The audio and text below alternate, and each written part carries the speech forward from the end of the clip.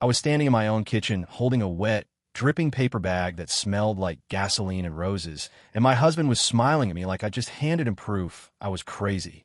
"See," he said, nodding toward the counter where my phone lay, face down next to the half-chopped onions and the bills I'd been avoiding.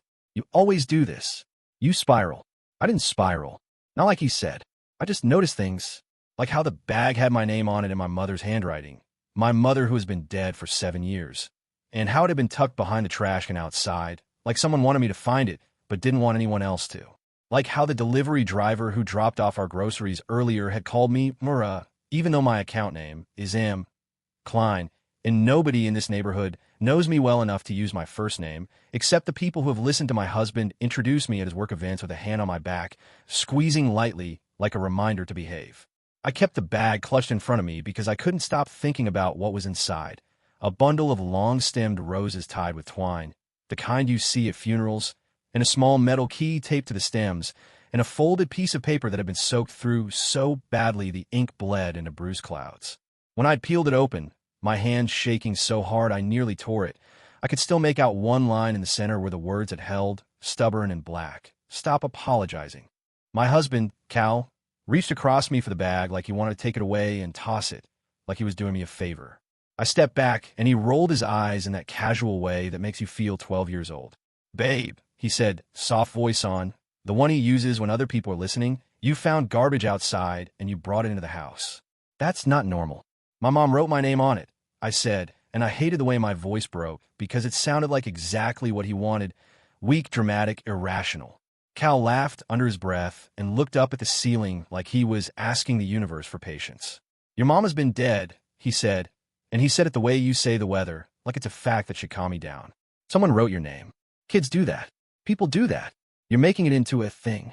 I didn't know how to explain the smell, or the roses, or the key, or the way the note had felt like it was meant for me in the most intimate way possible, like someone had been watching me in all the moments Cal made me say sorry for things I didn't do. Sorry for asking him to text when he'd be late. Sorry for bringing up the credit card bill.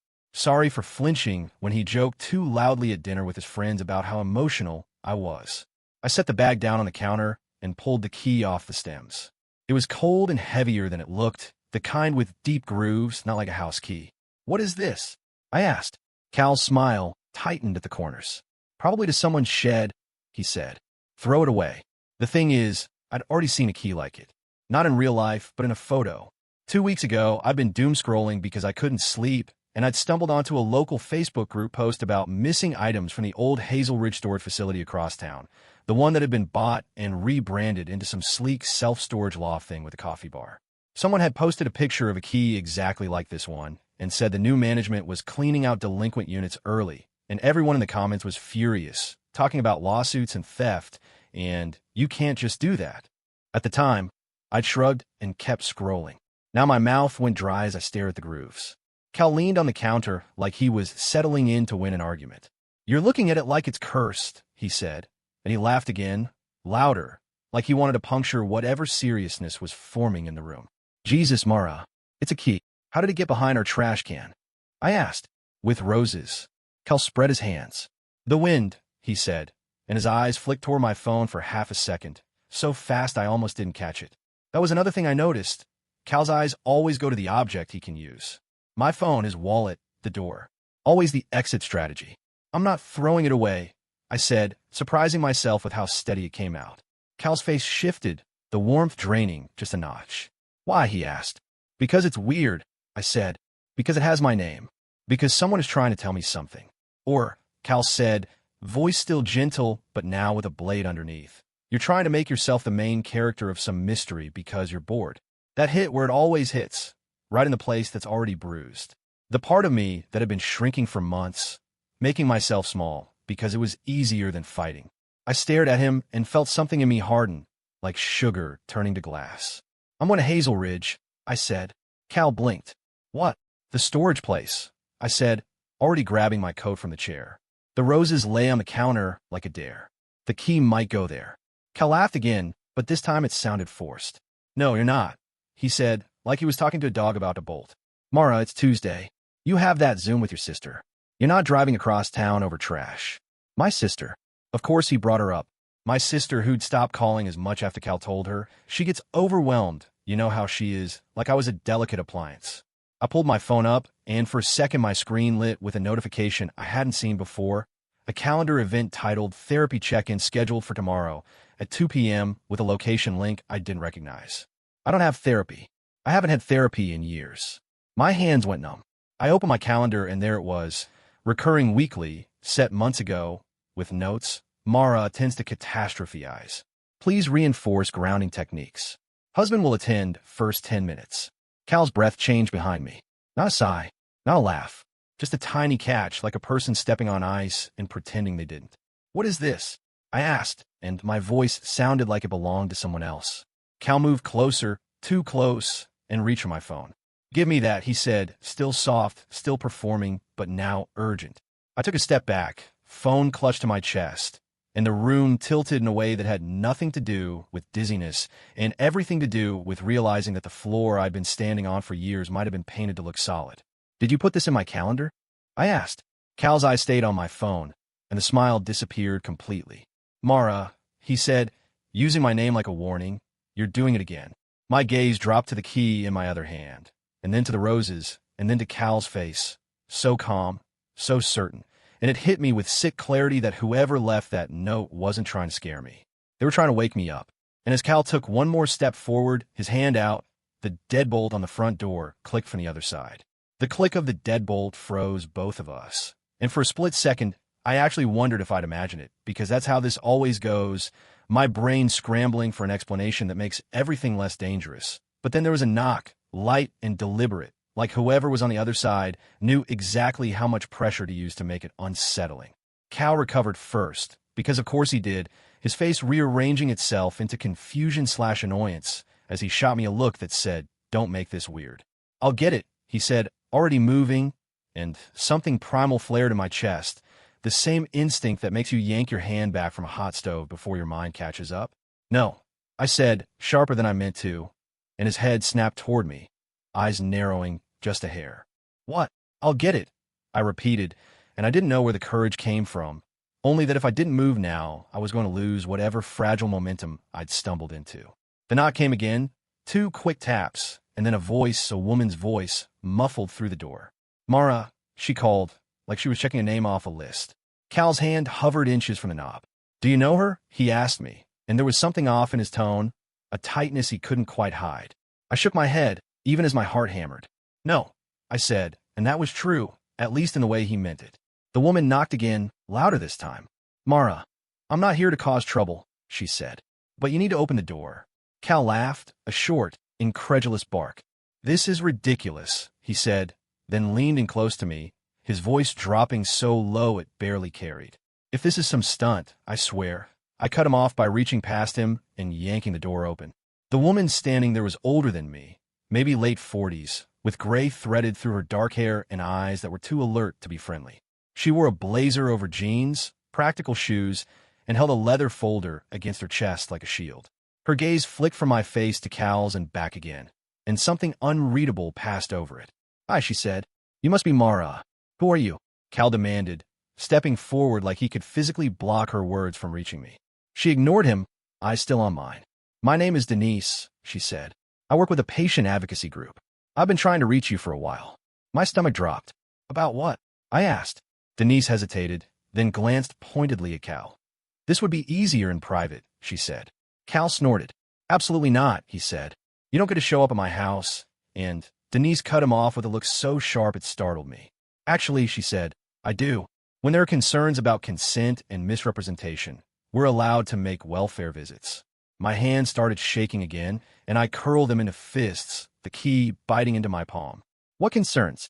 I asked, my voice thin. Denise took a breath. "Mara, have you been attending therapy sessions at Northway Behavioral?" My head felt like it was filling with static. "No," I said automatically, then faltered. "I mean, I didn't think so." Cal laughed again, too loud, too fast. "She hasn't," he said. "This is what I was telling you about. She gets confused." Denise's eyes flicked to him, then back to me.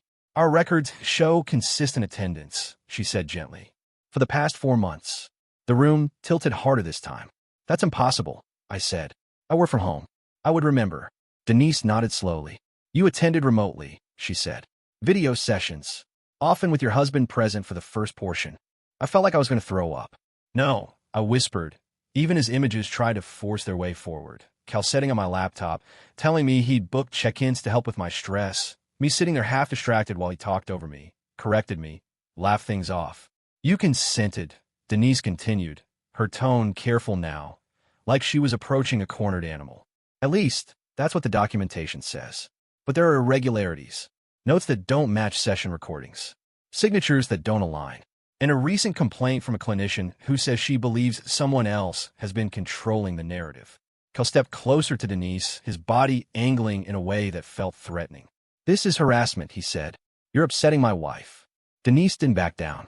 Sir, please step away, she said. Mara, I need to ask you something very important. Have you ever felt pressured to agree to treatment you didn't understand? My mouth opened, then closed. The safe answer, the one that kept the peace, hovered on my tongue.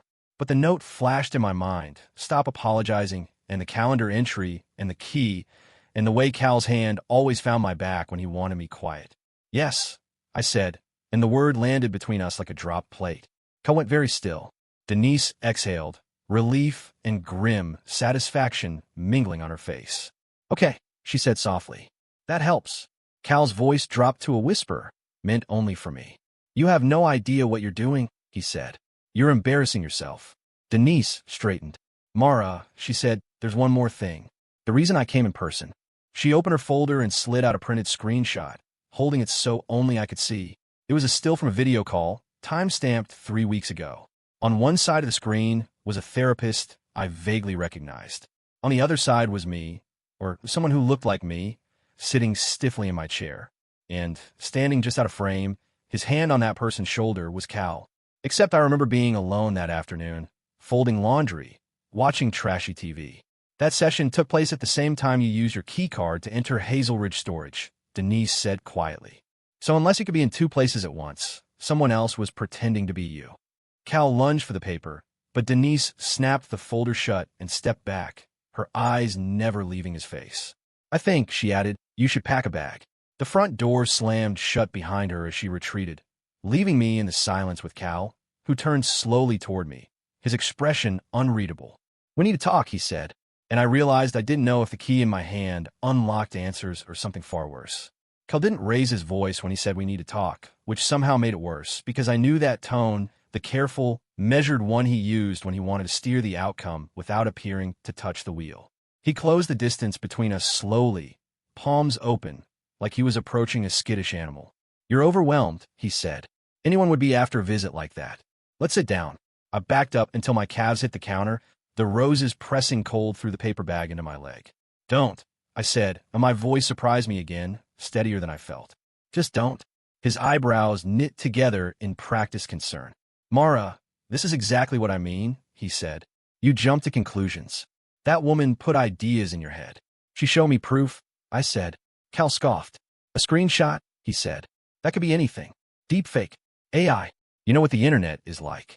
He reached for my wrist, maybe without even thinking about it, and the contact sent a jolt through me. I yanked my hand back, the key clattering onto the counter. Cal's eyes dropped to it, and for the first time I saw something flicker there that wasn't control or irritation. Recognition. It was gone in a heartbeat, but it was enough. You've seen this key before, I said. Cal looked up, his face smoothing. No, he said easily. You're fishing. You recognized it, I said, my heart pounding. I saw your face. He shook his head, smiling like I'd told a child's lie. You're projecting. The words felt hollow now, like a script I'd heard too many times. I reached for my phone with shaking fingers and opened the Hazel Ridge storage website, scrolling until I found the contact page. Cal watched me, his jaw tightening. What are you doing? He asked. I'm calling them, I said. I want to know what this key opens. That's ridiculous, he said. You're spiraling again. There it was, the phrase that always ended things. Except this time it didn't land. I'm not apologizing, I said, and the words felt foreign and powerful in my mouth. And I'm not asking your permission. I hit dial before I could lose my nerve. The line rang twice before a man answered, his voice overly cheerful in that corporate way. Thank you for calling Hazel Ridge Storage Lofts. How can I help you? Hi, I said. I have a key that I think belongs to one of your units. I'd like to know which one. There was a pause. Do you have a unit number? The man asked. No, I said.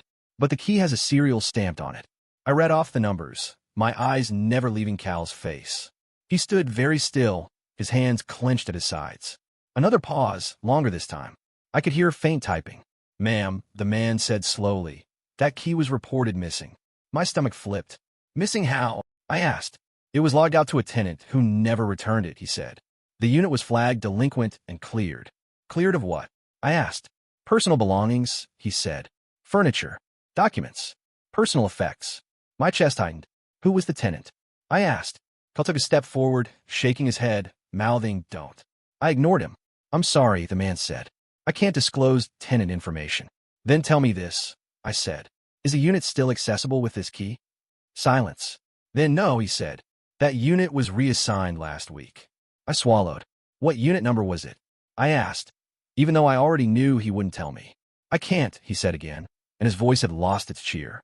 "But if you're in possession of that key, you should return it to the office." "Okay," I said, and hung up. The kitchen felt smaller. Cal let out a breath like he'd been holding it in. "See," he said. "Nothing. It's over." "It's not," I said. "Someone had a storage unit. Someone lost a key. Someone cleared it out early." Cal shrugged. So, I said, "that person might be me." He laughed, but it was thin. "Why would you have a storage unit you don't remember?" he asked. "Why would anyone impersonate you in therapy?" I shot back. The silence stretched. Cal's eyes darted again, calculating. "You're tired," he said finally. "You're stressed. This is exactly why I set up those sessions." "You set them up," I said. He hesitated. "Just a fraction too long." "For us," he corrected. Something cold settled in my gut. "Did you ever tell them I dissociate?" I asked quietly. "Did I forget things?" Cal sighed, rubbing his temples.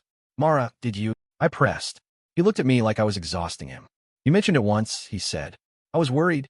The word worried echoed in my head, warped. "And did you ever tell them I was paranoid?" I asked. "That I imagined threats?" Cal didn't answer right away. His gaze slid to the window, to the street outside, like he was checking who might be listening. "They ask questions," he said. I answered honestly. My hand started shaking again, but this time it wasn't fear. It was anger. "You build a case," I said. "Against me. I protected you." He snapped, the mask cracking at last. "You don't see how bad it gets. You don't see yourself." "No," I said, and picked up the key again. "I see you." His face hardened. "You're not going anywhere," he said. The words were quiet, but they rang in the air. I took a step toward the door anyway, my heart pounding so loud I could barely hear. "Move," I said. Cal didn't. He stood between me and the exit, shoulders squared. "You leave," he said, "and you prove everything I've been saying." My phone buzzed in my hand, startling us both. A text from an unknown number lit the screen. "Unit C-17, it read. "You should have been the one to open it." I looked up at Cal, and his face had gone completely white. For a moment, neither of us spoke, the words Unit C-17 hanging between us like a pulled pin, and I watched Cal's expression cycle through something raw and unguarded. Fear, calculation, anger, before he schooled it back into something almost normal. "Who is that?" he asked, nodding at my phone like he didn't already know. I didn't answer him. My fingers felt numb as I typed back with one hand, the other still gripping the key. "Who are you?" I sent. 3 dots appeared almost immediately. "Someone who used to believe him," came the reply. My stomach twisted. "Move," I said again, my voice barely above a whisper. Cal laughed, but it came out wrong, sharp at the edges. "You're not seriously going to chase some anonymous texter," he said. "This is how people get hurt." "I'm already hurt," I said, and that must have landed because his smile faltered. "You're not thinking clearly," he said. "You need to sit down." He stepped toward me, and I reacted without thinking, darting sideways and slipping past him toward the door. He grabbed for my arm and missed, his fingers scraping my sleeve, and the sound he made, half gasp, half growl, sent a jolt of pure adrenaline through me. I wrenched the door open and bolted onto the porch, the cold air slapping my face. "Mara!" he shouted, and there was no softness in it now. "Get back here." I ran. I didn't even grab my keys. I just sprinted down the steps and down the sidewalk, my heart hammering so hard it hurt, my phone buzzing in my hand like it was alive. I ducked around the corner and didn't stop until I was 2 blocks away, bent over and gasping, the world spinning. Another text came through. "He's going to say you're unstable," it read. "He already has." My hand shook as I typed. "Who are you?" I asked again. A pause. Then, "My name is Lena." The name hit me like a memory I couldn't quite place. "I was married to him before you." I sank down onto the steps of a closed storefront, the concrete cold through my jeans. He told me you cheated. I typed. That you had a breakdown. 3 dots. Gone. Then, of course he did. A wave of nausea rolled through me. I found out too late, Lena continued. By the time I realized what he was doing, he'd already convinced everyone I was the problem. I stared at the words, thinking of Denise, of the calendar entries, of the therapist's notes. What did he do? I asked. The response took longer this time. He records you, Lena finally wrote. Or pieces of you. Out of context. He feeds them to professionals and friends until they only see what he wants them to see. My skin crawled. That's illegal, I typed. Only if you can prove it, she replied. Unit C-17 is where he kept my things. And yours. I swallowed hard. Why tell me now? I asked. Because he slipped, she wrote. He got sloppy. I pictured the flicker of recognition on Cal's face when he saw the key. Where are you? I asked. I can't come with you, she said. Not yet. Why? Because if he knows I'm involved, he'll escalate, she replied. And because you need to see it yourself. My phone buzzed again, this time with a call. Cal's name lit up the screen. I let it ring. He called again. And again. Voicemails piled up, his messages swinging wildly from worried to angry to tearful, each one a different version of the man he needed to be. My phone buzzed with another text from Lena. Go to Hazel Ridge, she wrote. Ask for access to C-17. If they refuse, use the key. It doesn't work anymore, I typed back. Then ask them why it was cleared early, she said. Ask them who authorized it. I hesitated, my pulse roaring in my ears. What if he gets there first? I asked. The reply came fast. He already thinks you're home, she wrote. He's too busy rewriting the story.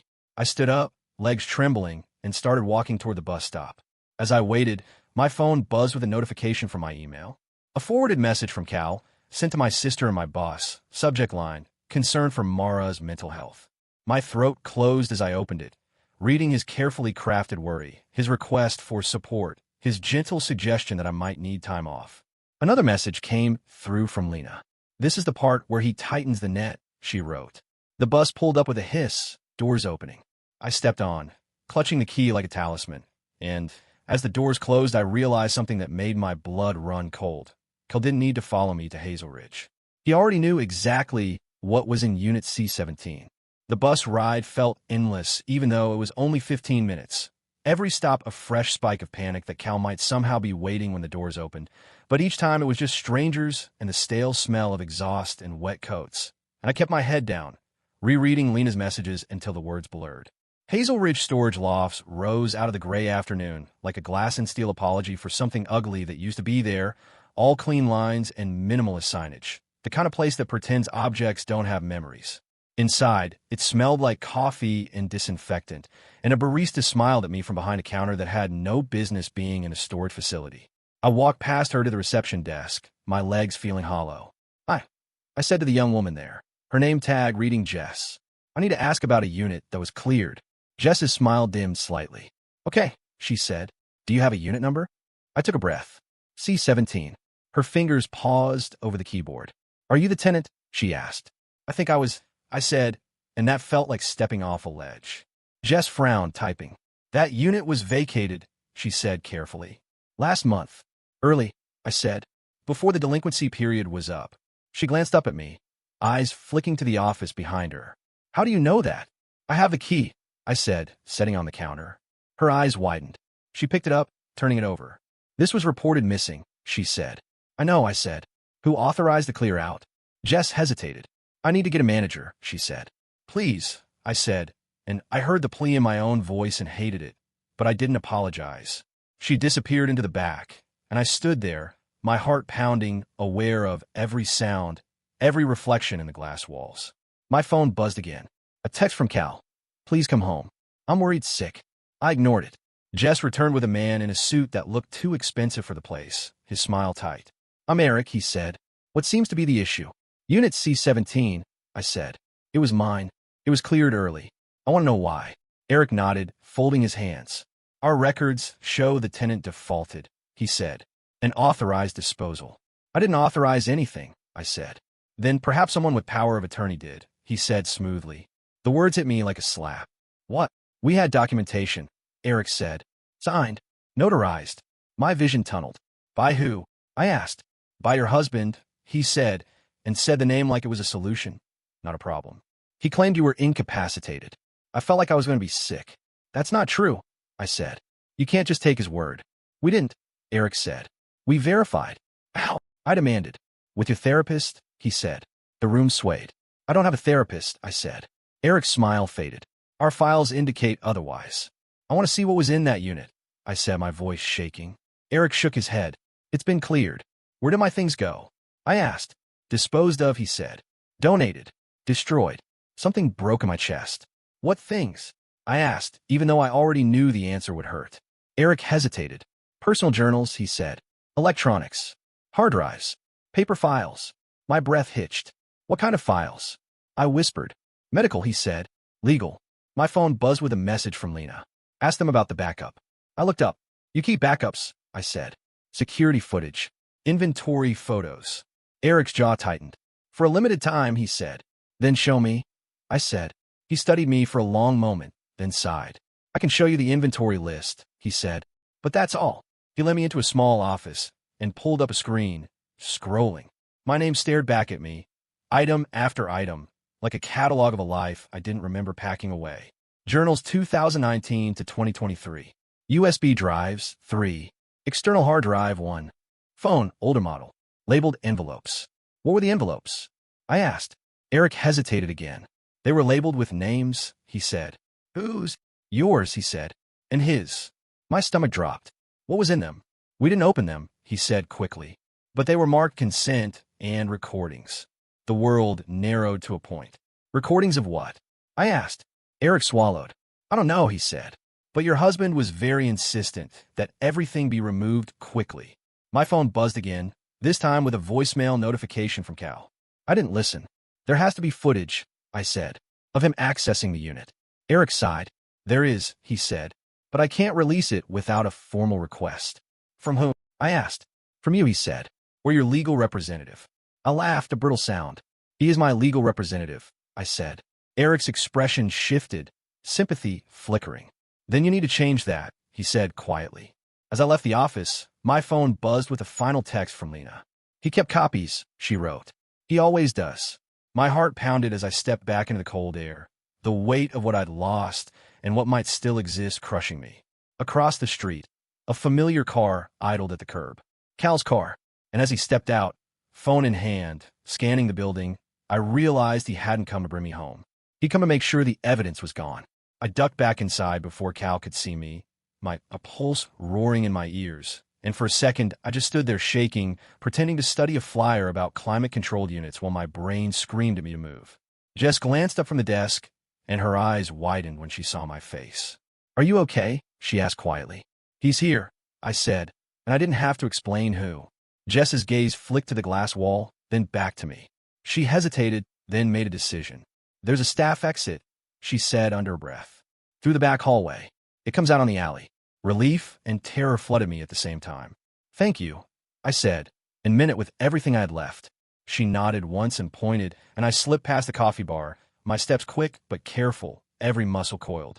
The hallway was narrow and smelled faintly of cardboard and cleaning solution. Halfway down it, my phone buzzed again. A text from Cal. I can see you. My breath caught, and I nearly dropped the phone. I didn't look back. I pushed through the metal door at the end of the hall and burst into the alley, the cold air burning my lungs. I ran.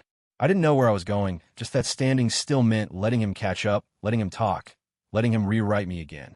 I cut through the alley and out onto a side street, blending into foot traffic, my head down, my hair in my face. My phone buzzed relentlessly now, calls, texts, notifications stacking up like pressure. Please, one message read. You're scaring me. Another. This is exactly what they warned me about. Another. I'm calling your sister. I muted him with shaking fingers and leaned against a brick wall, fighting the urge to sob. A new message came in from Lena. Did he show up? She asked. Yes, I typed. He knows. The reply came almost instantly. Okay, she wrote. Then we're out of time. My chest tightened. What do we do? I asked. There was a pause. Longer this time. We make him lose control, she finally replied. On record. I stared at the words. Ow! You stop running, she wrote. And you let people see the real him. I laughed softly, hysterically. He's better at this than I am, I typed. Everyone believes him. Not everyone, she replied. They believe patterns. My phone buzzed again, but this time it wasn't Cal. It was my sister. I hesitated, then answered. Mara, she said, her voice tight with worry. Cal called me. He says you're having an episode. There it was. The net tightening, just like Lena said. I'm not, I said, forcing my voice to stay steady. I need you to listen to me. Silence on the other end. Okay, she said cautiously. I'm listening. Cal has been recording me, I said, and impersonating me. He cleared out a storage unit of my things and told people I was incapacitated. Mara, she said gently, and my stomach sank at the tone. That sounds really serious. It is, I said, and it's true. He showed me emails, she said, from your therapist. My hands clenched. Ask him how he got them, I said. Ask him why I don't remember those sessions. Another pause. I could picture her, chewing her lip the way she always does when she's torn. He says you asked him to handle things, she said, that you didn't want to be stressed. I need you to trust me, I said, my voice breaking despite myself. Just for today. She sighed. What do you want me to do? Hope flared, fragile and dangerous. Meet me, I said, in public, somewhere with cameras. Why, she asked. Because he'll come, I said, and he won't be able to help himself. She hesitated. Okay, she said finally. Where? I named a cafe, downtown, busy, bright, impossible to control. When I hung up, my hands were slick with sweat. My phone buzzed with another message from Lena. Good, she wrote. And Mara. Yeah. I typed. He's going to try to bait you, she said. He'll be calm. Reasonable. Hurt. I swallowed. I know, I typed. Don't react, she added. Let him. I looked down at the key, still clenched in my fist, its teeth biting into my skin. Across the street, Cal's car rolled slowly past, his eyes scanning the sidewalk, hunting. I stepped back into the crowd and headed toward the cafe, my heart pounding with a mix of fear and something like grim resolve. Because for the first time, I wasn't trying to prove I was sane. I was trying to prove he wasn't. The cafe was louder than I expected, all clinking cups and overlapping conversations, the air thick with roasted coffee and sugar. And for a moment, the normalcy of it all made me feel untethered, like I'd imagined everything, because surely nothing this bad could coexist with a place that sold oat milk lattes and played indie pop. I spotted my sister at a corner table, her shoulders hunched, her phone in her hands, and when she looked up and saw me, her face crumpled with relief and something like fear. I slid into the chair across from her, my legs trembling. You okay? She asked immediately. I don't know, I said honestly. But I'm here. She nodded, studying my face like she was checking for signs she'd been trained to look for. Cal said you left the house without your wallet, she said. That you were confused. I swallowed. I left because he blocked the door, I said. Her eyes flicked up sharp. He said you pushed him, she said. He said you were yelling. Am I yelling now? I asked quietly. She hesitated. No, she admitted. I'm scared, I said. But I'm clear. She exhaled, some tension leaving her shoulders. Okay, she said. Okay. We ordered coffee we barely touched. I told her everything, or as much as I could in a rush, about the storage unit, the therapy sessions I didn't remember, Lena. I showed her the texts. She read them slowly, her brow furrowing deeper with each one. Why didn't you tell me before? She asked. I laughed softly. Because he told me I was overreacting, I said. And I believed him. She reached across the table and squeezed my hand. I'm here now, she said. We'll figure it out. That was when the door opened and the temperature in the room seemed to drop. Cal stepped inside like he owned the place, scanning the room until his eyes landed on us. And his face rearranged itself into relief and concern so fast it made my stomach churn. He crossed the cafe in long strides, ignoring the barista calling out an order. Thank God, he said, stopping at our table. Mara, I've been so worried. He reached for my shoulder, and I flinched, not dramatically, just enough. My sister noticed. Cal's hand froze in midair, then dropped, his expression flickering. Hey, he said softly. It's okay. He looked at my sister. I didn't know what else to do, he said. She just ran. She wouldn't answer her phone. I was answering, I said. Just not you. His jaw tightened for half a second. See, he said to her, with a sad little smile. This is what I mean. My sister straightened. Cal, she said. She told me some things. He nodded eagerly. I know, he said. She's been under a lot of stress. She said you impersonated her in therapy, my sister said bluntly. The words hung there, naked and ugly. Cal blinked, then laughed, a short, incredulous sound. What, he said. That's insane. A couple at the next table glanced over. Good, I thought. Then explain the emails, my sister said. Explain how you signed documents for her, without her remembering. Cal's smile faltered. He looked at me, hurt blooming in his eyes. I was trying to help you, he said. You asked me to. When? I asked. You don't remember, he said gently. And that was the bait, laid carefully. I felt my chest tighten, my vision narrowing, the old instinct to prove myself rising. Don't react, I told myself. Let him. Say it again, I said. Say what? He asked. That I don't remember, I said. He hesitated, then nodded. You don't, he said. That's the problem. A murmur rippled through the cafe now, people openly watching. Cal seemed to realize it and shifted tactics, lowering his voice, tears welling. Mara, please, he said. You're humiliating yourself. My sister stood up abruptly. Stop, she said. Just stop. Cal looked at her, stunned. I'm worried about her, he said. I love her. Then why did you clear out her storage unit? My sister asked. Cal froze. What, he said. She doesn't have a storage unit. Unit C-17, my sister said. Hazel Ridge. The color drained from Cal's face. He opened his mouth, then closed it. You told them she was incapacitated, my sister continued. You told them you had power of attorney. Cal's eyes darted around the cafe, the audience now undeniable. This isn't the place, he said. We should talk at home. No, I said. We shouldn't. His gaze snapped back to me, anger flashing before he could stop it. You're doing this on purpose, he hissed. There it was, the real him peeking through. A woman at a nearby table pulled out her phone, openly recording now. Cal noticed and stiffened, forcing a smile. I think my wife is having a mental health crisis, he said loudly. If anyone could help. Stop talking about me like I'm not here, I said, my voice shaking but loud. The cafe went quiet enough that I could hear the espresso machine hiss. Cal stared at me, something dark and panicked behind his eyes. You're going to regret this, he said under his breath. And in that moment, with everyone watching, I realized he wasn't threatening me. He was promising himself he'd fix it. The silence after he said, you're going to regret this, felt heavier than shouting. Like the whole cafe was holding its breath, and Cal seemed to realize too late that he'd stepped past the version of himself he could sell. He straightened, plastering the concern back onto his face, but it didn't fit anymore. Not with the phones out, not with my sister standing between us like a line he wasn't supposed to cross. I didn't mean it like that, he said quickly. I'm just scared. You're scared of being seen, I said, and my voice wobbled, but I didn't stop. You're scared of not being in control. A man at the counter snorted softly. Cal shot him a look, then turned back to me, lowering his voice. Mara, please, he said. Let's go somewhere private. No, my sister said firmly. You've had plenty of private. Cal's eyes flicked to her, irritation bleeding through. This is between me and my wife, he snapped. Then you shouldn't have CC'd me on your concern emails, she shot back. That landed. His mouth tightened. I was trying to protect her, he said. From herself. By erasing her? I asked. He flinched just barely. You're twisting things, he said. You asked me to handle the paperwork. You said you couldn't deal with it. I asked you to help, I said. Not to take over my life. He shook his head, tears brimming now, perfectly calibrated. You don't remember, he said softly, and he reached for me again, palm up, inviting. I didn't take it.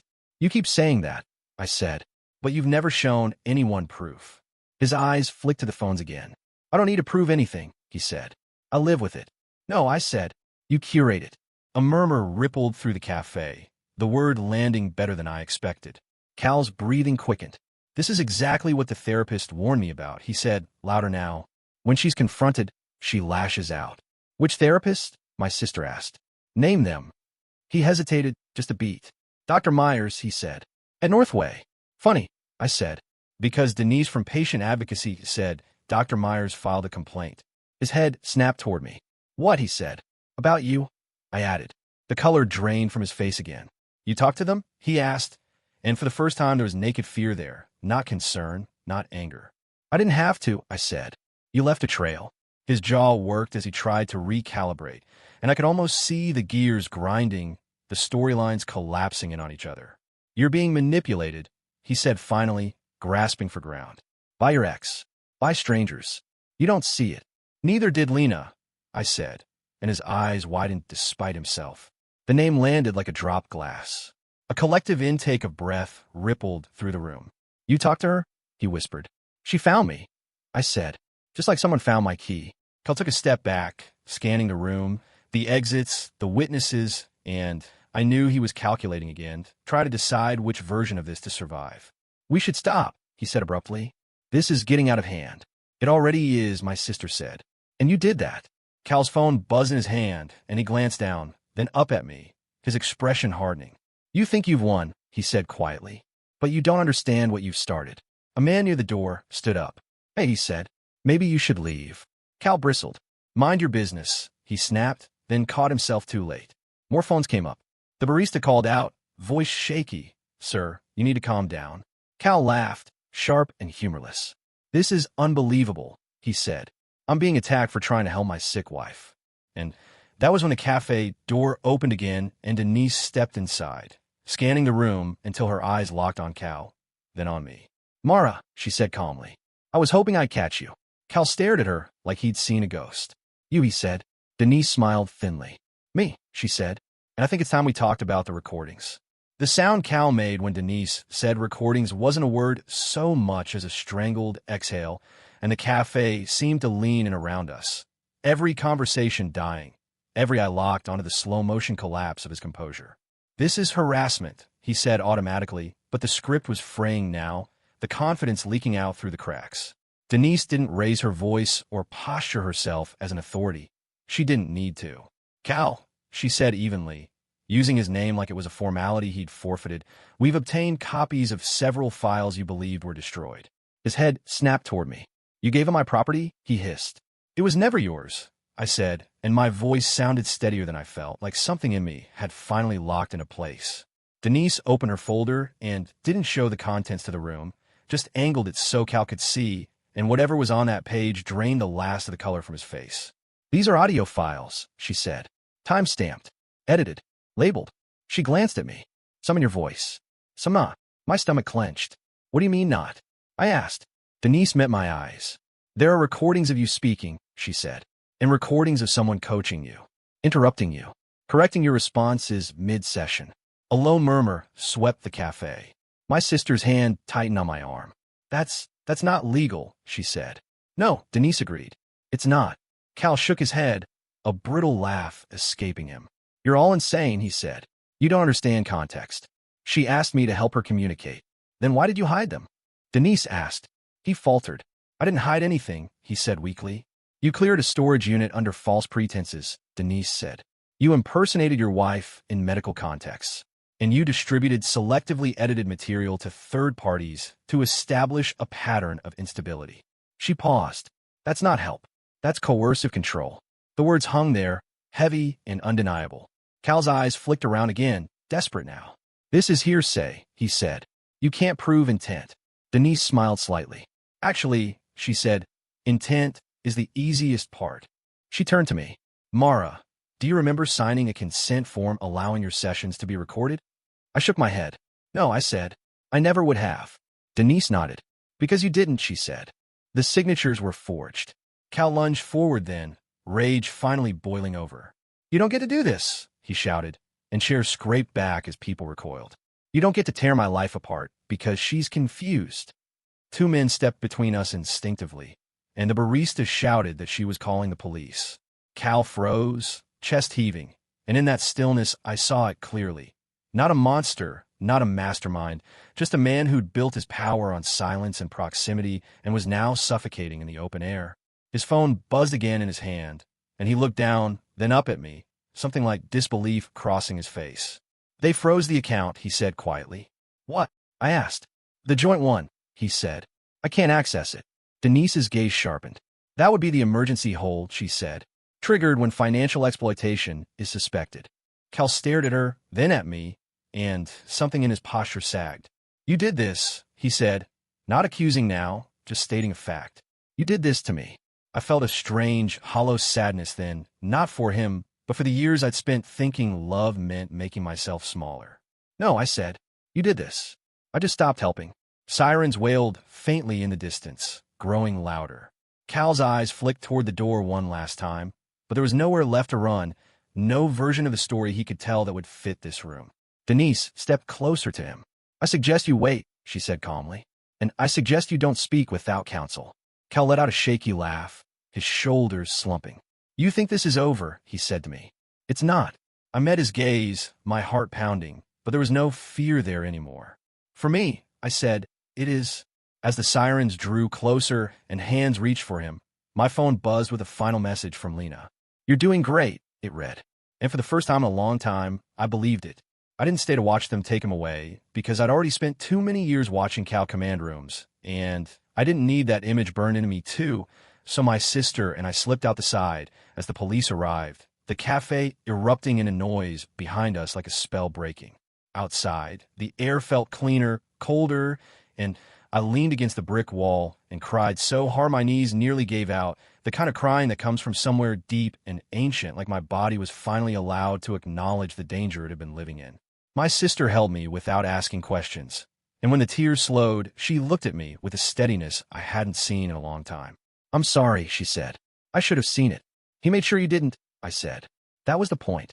Denise found us a few minutes later, her coat buttoned now, her face tired but resolute. "You're safe tonight," she said.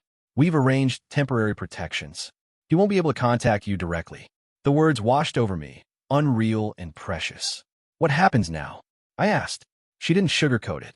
"Now comes the long part," she said. "Statements, documentation, untangling." I nodded. "Okay," I said, surprising myself with how ready I felt. "I can do that." That night, I didn't go home. I stayed with my sister, slept on her couch with the lights on, and my phone charging on the table where I could see it, but for the first time in months my dreams weren't full of static and apologies. In the days that followed, the story spread the way these things always do, half-truths and hot takes and strangers dissecting my life. But something fundamental had shifted. I didn't feel the need to correct every lie. The truth existed now, documented and witnessed, and it didn't require my constant defense. Lena and I finally spoke on the phone, our voices cautious but warm, two people comparing scars. She told me about the years she'd spent thinking she was broken, about the storage unit she'd packed in secret, because she was afraid he'd erase her completely. He always hated what he couldn't monitor, she said. I believed her. I got a lawyer who talked to me like an adult. I met with a therapist. I chose myself, one who asked me what I wanted instead of telling me who I was. I changed the locks. I found a small box Denise had recovered from the unit before everything was cleared, overlooked in the rush, and inside it were my journals, the ones I thought I'd lost forever, my own handwriting reminding me in 100 small ways that I'd always known something was wrong. The last entry before everything went quiet read. I feel like I'm disappearing. Reading it hurt, but it also anchored me, proof that I hadn't imagined my way out of reality. I'd fought my way back into it. People still ask if I'm okay now, and I tell them the truth. I'm not the same, but I'm real. And sometimes late at night, I think about that note in the wet paper bag, about the person who left it where I'd find it, about how close I came to throwing it away because someone I loved told me it was nothing. If there's a lesson here, it's not that love makes you blind. It's that control teaches you to doubt your own eyes. So, AITA for blowing up my marriage in public instead of quietly going home and letting him handle it.